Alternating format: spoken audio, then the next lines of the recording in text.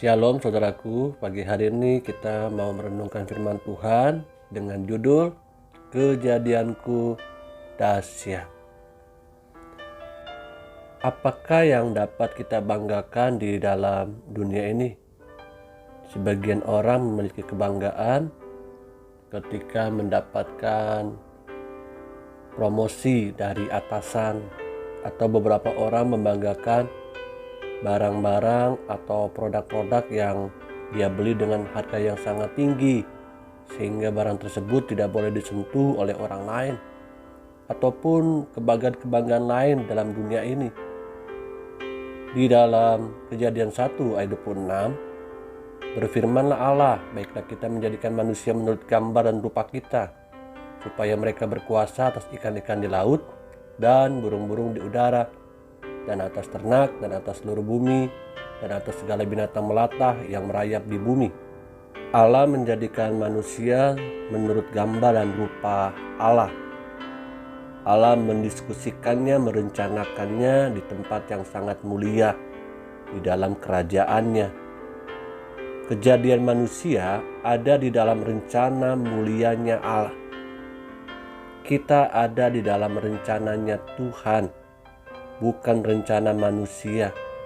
Kelahiran kita, kejadian kita di tengah-tengah dunia ini, itu bukan karena sebuah kecelakaan, tapi karena sebuah rencana yang begitu mulia, sehingga kita ada di dalam keluarga kita, ada di dalam dunia ini.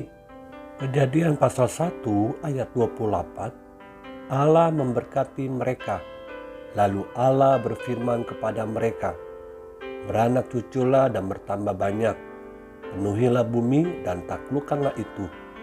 Berkuasalah atas ikan-ikan di laut dan burung-burung di udara dan atas segala binatang yang merayap di bumi.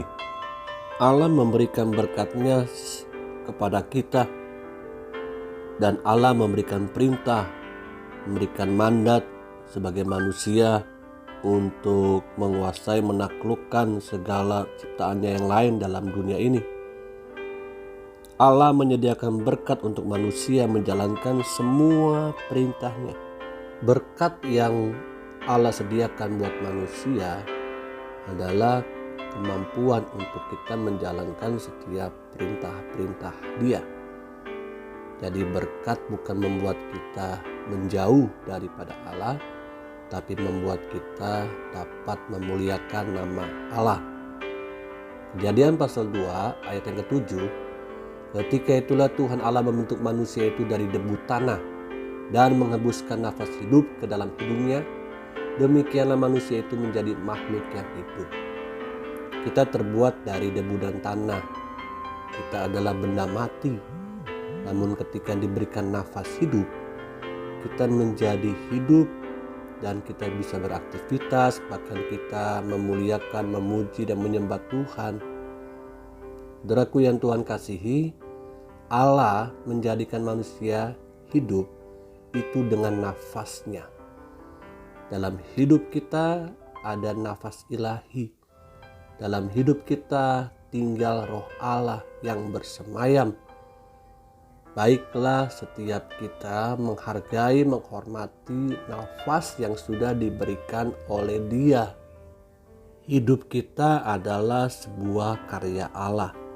Injil Matius 6 ayat 25, karena itu aku berkata kepadamu, janganlah khawatir akan hidupmu, akan apa yang hendak kamu makan atau minum, dan janganlah khawatir pula akan tubuhmu, akan apa yang hendak kamu pakai.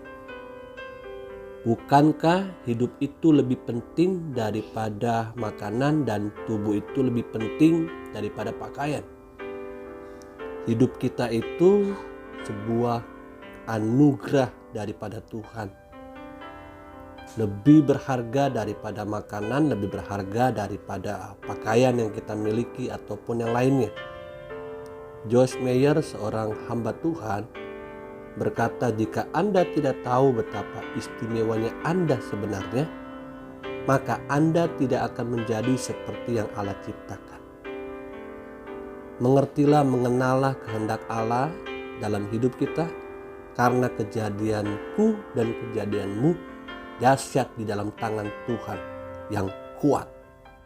apapun keberadaan kita sekarang, kita lebih bernilai, lebih berharga daripada segala makhluk ciptaan yang lain.